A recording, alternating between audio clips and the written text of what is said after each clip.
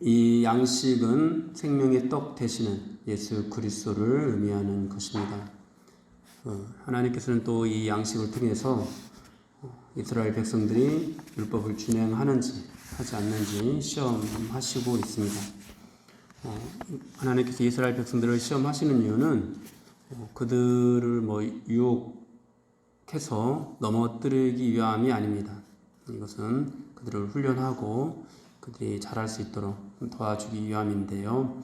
그 내용들이 뭔지 오늘 살펴보도록 하겠습니다. 먼저 그 시험하시는 것을 살펴보기 앞서서 오늘 이 만나의 성격을 한번 보면은 이 만나는 정말 아무런 대가 없이 이스라엘 백성들에게 주시는 하나님의 선물이라는 것을 알 수가 있습니다. 이스라엘 백성들은 가나안 땅에 들어갈 때까지 40년 동안이나 이 만나를 먹었는데요. 여러분, 이것은 정말로 엄청난 기적입니다. 매일 내렸던 만나의 양이 얼마나 될지 여러분 생각해 본 적 있으십니까? 이스라엘 백성들이 이제 적게 잡았을 때가 200만 명이고 이제 많게 잡았을 때는 300만 명 정도 되는데 매일 각 사람이 한 오멜씩 이것을 거두었다고 했습니다. 이 오멜은 10분의 1 에바이고요. 한 에바가 오늘날 단위로 약 이제 22리터라고 합니다. 그러니까 한 오멜이면 2.2리터가 되는 거죠. 한 사람당 2.2리터씩 만나를 거두었는데 그냥 적게 200만 명으로만 잡았을 때 매일 하늘에서 내리는 만나의 부피가 440만 리터가 됩니다. 이것을 이제 무게로 이제 환산을 하면은 만나의 무게를 정확히 우리가 알 수는 없지만 그냥 물로 따졌을 때는 1리터가 1kg 입니다. 물의 무게면은 만나가 4,400톤이 내렸다는 것이 되고요. 이제 쌀 무게는 1리터가 약 9분의 8kg 입니다. 쌀로 치면은 3,900톤이 매일 하늘에서 이제 내렸다라는 말이 됩니다. 3,900톤. 굉장히 이것이 어마어마한 양인데요. 쌀 한 가마가 80kg이잖아요. 그러니까 매일 쌀 5만 가마 정도 분량이 하늘에서 그냥 내린 것이 됩니다. 이것을 이제 이스라엘 백성들은 많이 거둔 자나 적게 거둔 자나 부족함이 없이 이제 매일 만나를 거뒀다고 하니까 걷어간 것보다 실제로 더 내렸겠죠. 그러니까 5만 가마 이상 하늘에서 내렸다라는 뜻이 되는데 여러분 이것이요 8톤 트럭으로 약 325대 분량입니다. 여러분 매일 하늘에서 이 정도의 양의 양식이 떨어졌다는 것 이거는 정말 놀라운 일 아닙니까? 이것을 하나님께서 그냥 아무런 조건 없이 값없이 이스라엘 백성들에게 주셨습니다. 그렇게 이스라엘 백성들은 매일매일 만나를 무려 40년 동안이나 먹게 되었습니다. 하나님께서 만나를 이스라엘 백성들에게 값없이 주신 것처럼 우리에게도 예수 그리스도를 생명의 떡으로 값없이 주셨는데요. 만나는 그 부피와 무게를 우리가 어느 정도 계산은 해볼 수 있지만은 사실 예수 그리스도의 은혜와 사랑은 우리가 계산할 수조차 없습니다. 그런데 만나를 우리가 이제 계산해 봤을 때 이렇게 어마어마한데 예수님의 은혜와 사랑이 여러분 이것보다 못하지는 않을 것 아닙니까? 그러니까 우리가 산술적으로 예수님의 은혜와 사랑을 계산해 볼 수는 없는 거지만은 그래도 이 만나와 그냥 비교를 했을 때 예수님을 통해서 하나님께서 우리에게 주신 그 은혜와 사랑이 얼마나 큰지 얼마나 놀라운지 또 얼마나 위대한지 우리는 그것을 짐작해 볼 수 있을 것 같습니다. 정말로 예수님의 은혜와 사랑은요 이 만나보다도 훨씬 더 위대하고 놀랍습니다. 우리는 지금 당장 생각했을 때 그냥 하늘에서 만나가 뚝 떨어지는 거 그래서 우리가 매일매일 그냥 그렇게 하늘에서 떨어지는 양식을 먹는 거 이것이 훨씬 더 신기한 어떤 표적이라고 생각할 수도 있겠는데요. 그렇지 않다라는 거죠. 우리 안에 계시는 예수님이 훨씬 더 크고 놀라운 기적이라는 거죠. 이렇게 이제 내려주신 이 만나는 이제 이스라엘 백성들이 율법을 준행하지 않는지 시험하기 위해서 주어졌다고 앞에 이제 4절에서 말씀을 하고 있는데요. 이제 오늘 본문에서 이스라엘 백성들에게 준 계명이 또 구체적으로 나오고 있습니다. 그것이 뭐냐니까 먹을 만큼만 거두라는 것이었습니다. 남겨두지 말라는 것이었습니다. 이제 뭐 다음 단락에 넘어가면 이제 안식일에는 이제 안식일 전날 2배로 거두고 또 안식일에는 거두지 말라라는 그런 말씀까지 더해지게 되는데 그냥 이 계명이 너무 간단하죠. 먹을 만큼만 거두고 남겨두지 말라. 그런데 이스라엘 백성들은 어떻게 했습니까? 이 계명에 순종을 했습니까? 아니면 불순종했습니까? 불순종하게 되죠. 이제 이것을 통해서 이스라엘 백성들의 현재 이 믿음의 수준이 어느 정도인지 우리는 확연히 이제 알 수가 있고요. 또 이제 이것을 통해서 이 이스라엘 백성들의 어떤 속성이 이제 아직 애굽의 종으로 있을 때 그런 어떤 속성들을 버리지 못했다라는 것들을 우리는 알 수가 있습니다. 그들은 만나를 하나님의 말씀대로 먹을 만큼만 거두지 않고 남게 거두었고 그것을 남겨두었는데요. 그러자 20절을 보면은 벌레가 생기고 냄새가 나서 그것을 먹을 수 없게 되었다라고 말씀을 하고 있습니다. 사랑하는 여러분, 하나님께서는 왜 이스라엘 백성들이 날마다 만나를 거두도록 하셨을까요? 이것은 매일매일 이제 거두게 하시려는 그런 목적 때문이었습니다. 그리고 이것을 통해서 매일매일 하나님을 의지하게 하셨던 거죠. 그런데 인간의 속성은 매일매일 하나님을 의지하는 것을 이제 거부합니다. 우리 안에는 그런 속성들이 있습니다. 우리는 하나님 안에서 하나님을 의지하면서 살아가기보다도 하나님으로부터 독립해서 우리에게 주어진 우리 손에 주어진 것을 의지하는 것을 더 좋아합니다. 그러니까 다음 날에도 만나가 내린다고 하나님께서 말씀을 하시는데 그 만나를 의지하기보다도 만나가 정말로 내리는지 안 내리는지도 알 수도 없고 광야에서 양식을 못 얻게 되면 안 되니까 그런 하늘에서 내리는 양식을 의지하기보다도 자기 손에 주어진 것들을 의지하려고 하는 거죠. 그래서 그 자신이 거두어야 될 분량보다 더 많이 거두고 그것을 남겨두었던 것입니다. 그러나 사랑하는 여러분, 하나님께서 이 만나를 통해서 이스라엘 백성들을 훈련시키고자 하는 내용에 대해서 우리가 지난번에도 살펴봤는데요. 그것은 사람이 떡으로만 사는 것이 아니라 하나님의 말씀으로 사는 것이라는 것을 알게 하기 위함이었습니다. 여러분, 하나님께서는 이스라엘 백성들이 이 하늘에서 내려지는 이 만나로 사는 것이 아니라 하나님의 말씀에 순종하는 것으로 사는 것이라는 것을 배우기를 원하셨던 것입니다. 그렇게 애굽에서 종살이를 하던 그들의 어떤 습관들, 그들의 기질들을 버리고 이제 완전한 자유인 또 하나님의 백성으로서 그 마음과 자세를 훈련하기를 원하셨던 것이죠. 하나님께서 만나를 통해서 이스라엘 백성들을 이제 훈련시켰던 것처럼 또 예수님을 통해서 우리에게 주시는 것도 비슷합니다. 하나님께서는 그냥 단지 우리가 구원받고 천국에 가게 하기 위해서 예수님을 주신 것이 아니라 우리가 또 더불어서 예수님을 통해서 죄인의 종으로 살았던 우리의 습관들이나 그런 기질들을 버리고 하나님의 사람으로 훈련받게 하시기 위해서 예수님을 보내셨습니다.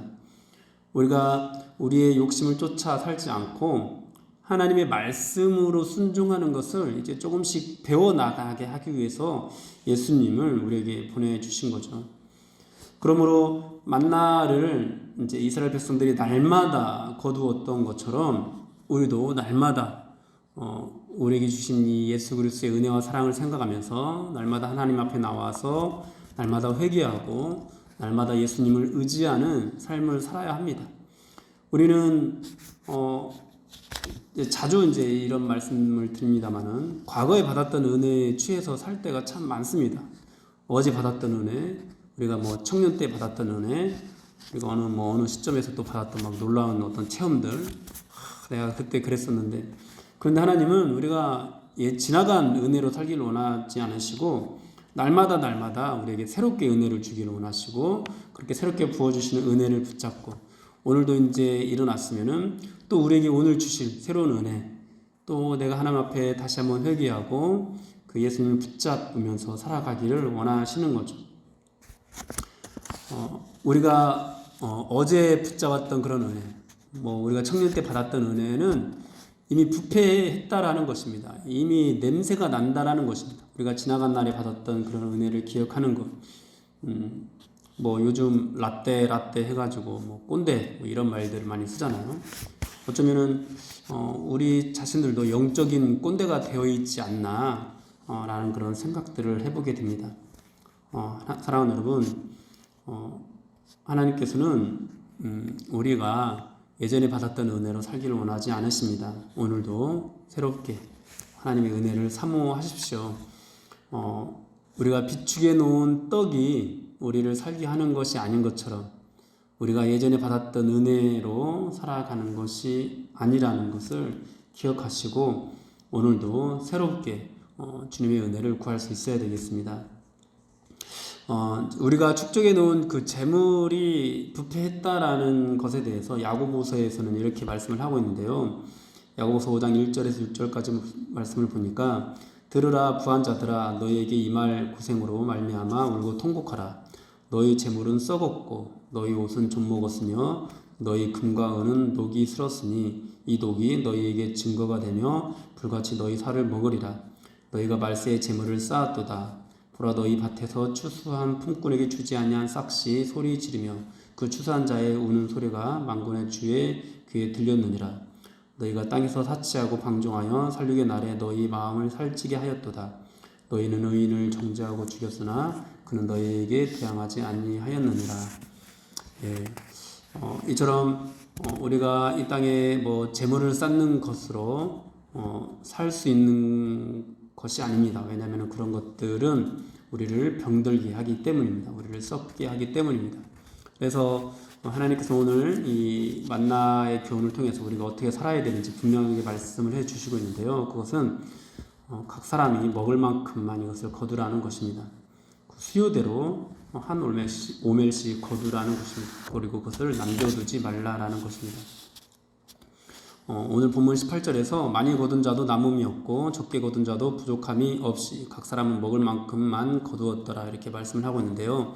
이것을 고린도후서에서 잘 해석해서 우리에게 설명해 주고 있습니다. 고린도후서 8장 14절 15절 말씀을 보니까 이제 너희의 넉넉한 것으로 그들의 부족한 것을 보충함은 후에 그들의 넉넉한 것으로 너희의 부족한 것을 보충하여 균등하게 하려 함이라.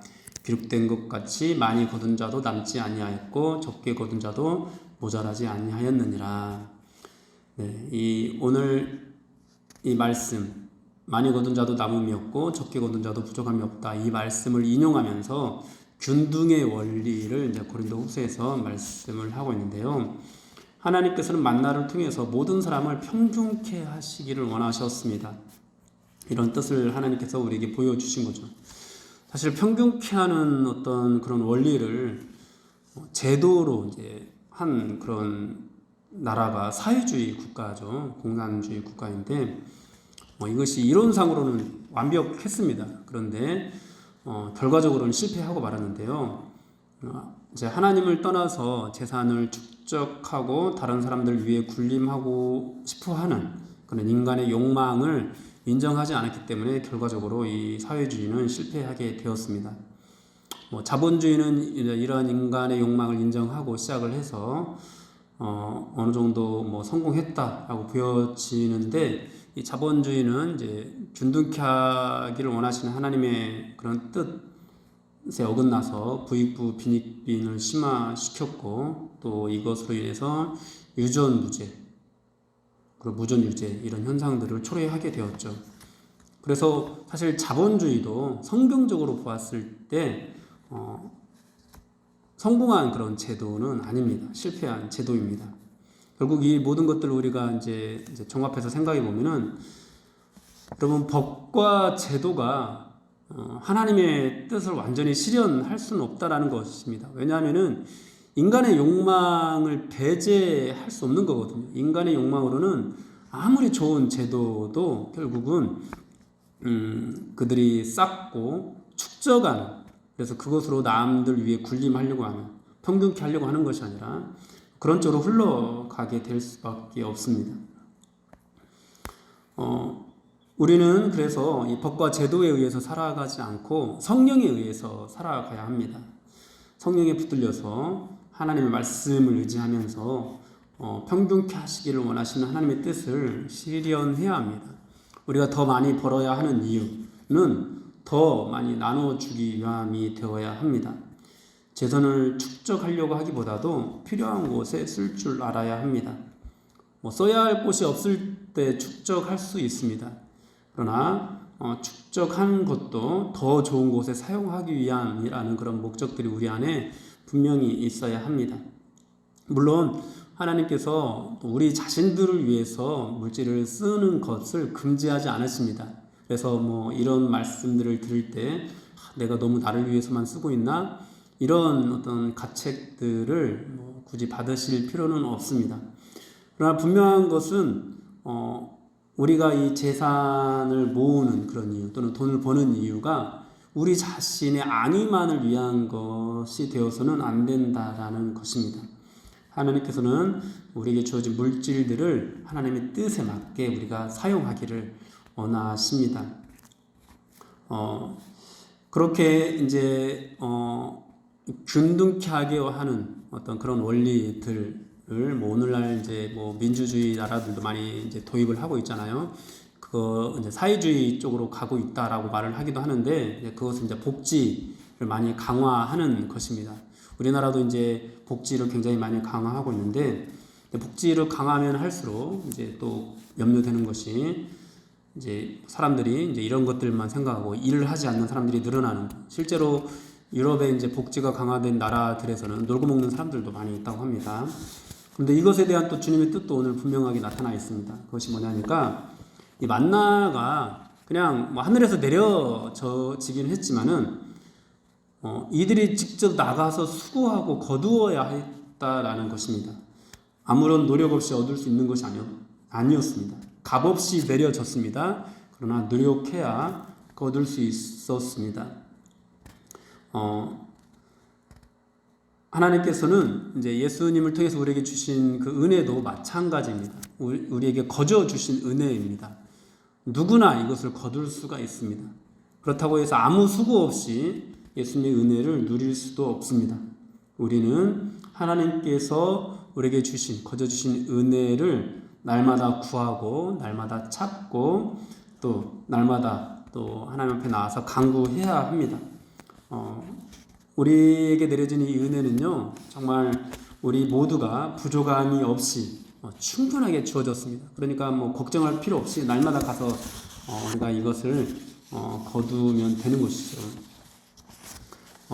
하나님께서는 우리가 경제적으로 균등하게 되기를 원하셨지만, 그로 인해 또 수고하지 않고 양식 먹기를 원하지 않으셨다라는 것, 또 오늘 말씀을 통해서 분명히 우리가 알 수 있어야 되겠습니다. 사랑하는 여러분, 이 모든 만나의 어떤 교훈들을 통해서 하나님께서 우리에게 주시는 뜻은 분명합니다. 우리 하나님께서는 날마다 우리가 주님 앞에 나오기를 원하십니다. 날마다 예수 그리스도를 의지하기를 원하십니다. 이스라엘 백성들은 종의 습성을 가지고 그것을 몰래 더 남겨두었지만, 이제 40년 동안이나 정말 그들은 이 만나를 날마다 거두는 것을 통해서 날마다 하늘에서 내려지는 그런 만나를 의지하게 되고, 기대하게 되고, 바라보게 되는 그런 훈련들을 해 나갔습니다. 우리도 예수 그리스도 안에서 이런 훈련들을 해 나가야 되겠습니다. 날마다 주님을 의지하는 훈련, 날마다 새로운 은혜를 찾고 그 은혜를 사모하고, 또 그것을 날마다 우리가 받는 것을 경험하는 훈련, 이런 훈련들을 우리가 해 나갈 수 있어야 되겠습니다. 그리고 그 은혜 받기를 위해서 우리가 정말로 날마다 우리의 수고를 해야 된다라는 것도 우리가 배워야 되겠습니다. 그러나 이 모든 것들은 어떤 법이나 제도로 할 수 있는 것이 아닙니다. 여러분, 이런 것들은 성령으로 해야 됩니다. 우리는 이 자본주의라는 어떤 제도 아래에서 살고 있는데요. 자본주의가 결코 성경의 원리를 가장 잘 실천하지 않는다라는 거 우리는 기억하고, 오늘도 예수님을 의지하고 성령에 매여서 실제적으로 또 이 영적인 것뿐만이 아니라 경제적인 그런 것들까지도 하나님의 뜻을 실현하면서 이 물질적인 측면에서도 날마다 하나님을 의지할 수 있는 우리의 삶을 살 수 있어야 되겠습니다. 그렇게 날마다 우리가 예수님을 의지하는 삶을 살아내는 것, 우리가 떡으로만 살지 않고 말씀으로 살아내는 삶, 이것이 정말로 중요한 것입니다. 하나님께서는 그런 삶으로 우리를 예수님을 통해서 훈련하신다라는 거 기억하시고, 오늘도 사람의 방법이나 사람의 지혜로서가 아니라 하나님의 말씀으로 살아가시는 여러분들이 되시기를 주님의 이름으로 축원합니다.